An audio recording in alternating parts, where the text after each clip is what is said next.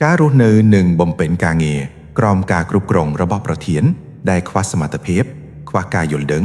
ឬមានចរិតលក្ខណៈមិនសមហេតុផលគឺជាការសាកល្បងដ៏ធំធេងបំផុតមួយសម្រាប់ភាពអត់ធ្មត់វិជ្ជាជីវៈនិងសុខភាពផ្លូវចិត្តរបស់បុគ្គលិកគ្រប់រូបនៅក្នុងបរិបទការងារជាក់ស្ដែងយន្តមិនអាចរំពឹងថានឹងជួបមេដឹកនាំដែលល្អឥតខ្ចោះជានិច្ចនោះទេដូច្នេះយុទ្ធសាស្ត្រនៃការគ្រប់គ្រងថ្នាក់លើឬដែលហៅថា managing up គឺជាវិជ្ជាដ៏សំខាន់ដែលអ្នកត្រូវក្រេបចិញ្ចោះចំណេះដឹងដើម្បីរស់រាននិងរីកចម្រើនក្នុងអាជីពជំហានដំបូងបំផុតដែលអ្នកត្រូវអនុវត្តគឺការគ្រប់គ្រងអារម្មណ៍និងការផ្លាស់ប្ដូរផ្នត់គំនិតផ្ទាល់ខ្លួនអ្នកត្រូវឈប់ចំណាយថាមពលទៅលើការខឹងសម្បារឬការរំពឹងថាគាត់នឹងផ្លាស់ប្ដូរមកជាមនុស្សឆ្លាតវៃភ្លាមៗប៉ុន្តែអ្នកត្រូវចាត់ទុកស្ថានភាពនេះថាជាលំហាត់បង្កើនសមត្ថភាពដោះស្រាយបញ្ហាវិញទើបជាការប្រសើរការរក្សាចិត្តឲ្យត្រជាក់និងការមិនតបតដោយប្រាយហិង្សាផ្នែកពាក្យសម្ដីនឹងធ្វើឲ្យអ្នកស្ថិតក្នុងចំណុចដែលខ្ពស់ជាងគាត់ជានិច្ចក្នុងនាមជាអ្នកដែលមានវិជ្ជាជីវៈខ្ពស់នៅក្នុងទំនាក់ទំនងការងារប្រចាំថ្ងៃអ្នកត្រូវដើរតួជាអ្នកសម្របសម្រួលយុទ្ធសាស្ត្រជាញឹកញាប់ប្រធានដែលមិនសូវយល់ការតែងតែធ្វើការណែនាំដែលច្របូកច្របល់មិនច្បាស់លាស់ឬផ្ទុយពីតថភាពជាក់ស្ដែងក្នុងកាលៈទេសៈនេះអ្នកមិនគួរងក់ក្បាលយល់ព្រមទាំងបង្ខ្វាក់នោះទេប៉ុន្តែទ្រង់ប្រើបច្ចេកទេសសាកសួរដើម្បីឆ្លុះបញ្ជាក់ឲ្យគាត់បានឃើញវិញឧទាហរណ៍អ្នកអាចនិយាយថាដើម្បីឲ្យការងារនេះដើរស្របតាមចក្ខុវិស័យរបស់លោកប្រធានតើលោកប្រធានចង់ឲ្យខ្ញុំផ្ដោតលើចំណុច A ឬចំណុច B ជាអាទិភាពមុនគេ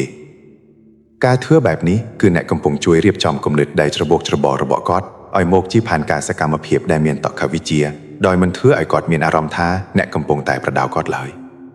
ការបំពេញចន្លោះប្រហោងនៃសមត្ថភាពរបស់ប្រធានដោយស្ងាត់ៗមិនត្រឹមតែជួយឲ្យកិច្ចការងារដើរទៅមុខបានល្អនោះទេប៉ុន្តែវាក៏ជាការកសាងឥទ្ធិពលរបស់អ្នកនៅក្នុងអង្គភាពផងដែរចំណុចដ៏សំខាន់បំផុតមួយទៀតដែលអ្នកត្រូវប្រកាន់ខ្ជាប់ជានិច្ចនោះគឺការការពារខ្លួនតាមរយៈភស្តុតាងឬការរៀបចំឯកសារឲ្យមានវិជ្ជាជីវៈនៅក្នុងបរិយាកាសការងារដែលមានថ្នាក់ដឹកនាំខ្វះសមត្ថភាពហានិភ័យនៃការទម្លាក់កំហុសមកលើកូនចៅនៅពេលមានបញ្ហាកើតឡើងគឺមានកម្រិតខ្ពស់ណាស់ហេតុដូច្នេះហើយចំពោះរាល់ការបញ្ជាដែលមិនច្បាស់លាស់ឬការសម្រេចចិត្តណាដែលមានហានិភ័យអ្នកត្រូវតែប្រាកដថាមានដានឯកសារកត់ត្រាទុកឲ្យបានច្បាស់លាស់បំផុតក្រោយរាល់ការប្រជុំឬការសន្ទនាផ្ទាល់មាត់អ្នកគួរតែផ្ញើអ៊ីមែលសង្ខេបត្រឡប់ទៅវិញនៅរាល់ចំណុចដែលបានព្រមព្រៀងគ្នាដើម្បីទុកជាភស្តុតាងការពារខ្លួនការធ្វើបែបនេះនឹងបង្ខំឲ្យគាត់ត្រូវគិតគូរឲ្យបានច្បាស់លាស់មុននឹងសម្រេចចិត្តអ្វីមួយលើសពីនេះទៅទៀតវាក៏ជាខែលការពារកិរិយាឈ្មោះរបស់អ្នកនៅពេលដែលថ្នាក់ដឹកនាំជាន់ខ្ពស់សាកសួររកមូលហេតុនៃបញ្ហាណាមួយដែលបានកើតឡើង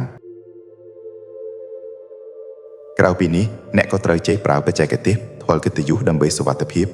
ជាធម្មជាតិមនុស្សដែលមិនសូវមានសមត្ថភាពតែងតែមានភាពភ័យខ្លាចចំពោះអំណាចរបស់ខ្លួនដូច្នេះប្រសិនបើអ្នកបញ្ហានខ្លួនថាពូកែជាងគាត់ខ្លាំងពេកគាត់នឹងចាត់ទុកអ្នកជាសត្រូវហើយព្យាយាមបង្អាក់ដំណើររបស់អ្នកមិនខានយុទ្ធសាស្ត្រដ៏វៃឆ្លាតគឺការធ្វើឲ្យគាត់មានអារម្មណ៍ថាគាត់គឺជាអ្នកឆ្នះនៅពេលមានលទ្ធផលជោគជ័យអ្នកអាចថល់កិត្តិយសឲ្យគាត់ខ្លះនៅចំពោះមុខអ្នកដទៃប៉ុន្តែអ្នកត្រូវកសាងទំនាក់ទំនងល្អជាមួយមន្ត្រីឬអ្នកគ្រប់គ្រងផ្នែកផ្សេងទៀតដើម្បីឲ្យពួកគេបានឃើញពីសមត្ថភាពពិតប្រាកដរបស់អ្នកការមានសម្ព័ន្ធមិត្តនៅក្នុងផ្នែកផ្សេងៗនឹងជួយឲ្យអ្នកមានការគាំទ្រប្រសិនបើប្រធានរបស់អ្នកជាយាមរារាំងការឡើងតំណែងឬរកវិធីធ្វើបាបអ្នកតាមមធ្យោបាយណាមួយជាចុងក្រោយអ្នកត្រូវចេះកំណត់ព្រំដែននៃភាពអត់ធ្មត់សម្រាប់ខ្លួនឯងការចេះដោះស្រាយជាមួយមេដឹកនាំដែលខ្វះសមត្ថភាពវាគឺជាសិល្បៈមួយប៉ុន្តែវាមិនមែនមានន័យថាជាការបម្រើដោយងងល់នោះឡើយប្រសិនបើស្ថានភាពការងារចាប់ផ្ដើមប៉ះពាល់ដល់សេចក្តីថ្លៃថ្នូរវិជ្ជាជីវៈឬសុខភាពផ្លូវចិត្តរបស់អ្នករហូតដល់មិនអាចស្រោចស្រង់បានហើយនោះវាគឺជាសញ្ញាដែលបញ្ជាក់ថាអ្នកបានរៀនសូត្រអស់ពីបរិស្ថានមួយនេះហើយការសម្រេចចិត្តចាស់ទាំងដែលមានកិត្តិយសនិងមានការរៀបចំទុកជាមុនគឺជាជំហានចុងក្រោយនៃយុទ្ធសាស្ត្រដ៏វៃឆ្លាតបំផុតព្រោះថាជីវិតនិងពេលវេលារបស់អ្នកពិតជាមានតម្លៃណាស់មិនគួរចំណាយរហូតដល់បាត់បង់អត្តសញ្ញាណក្នុងកិច្ចការដែលគ្មានការឲ្យតម្លៃនិងគ្មានការរីកចម្រើនបែបនេះឡើយចូលចងចាំថាការធ្វើជាបុគ្គលិកដ៏ឆ្នើមក្រោមការដឹកនាំរបស់មេដឹកនាំដែលមិនល្អគឺជាការបណ្ដុះបណ្ដាលឲ្យអ្នកក្លាយជាមេដឹកនាំដ៏អស្ចារ្យម្នាក់នាថ្ងៃអនាគតព្រោះអ្នកបានដឹងច្បាស់ហើយថាតើអ្វីខ្លះដែលមេដឹកនាំមិនគួរធ្វើ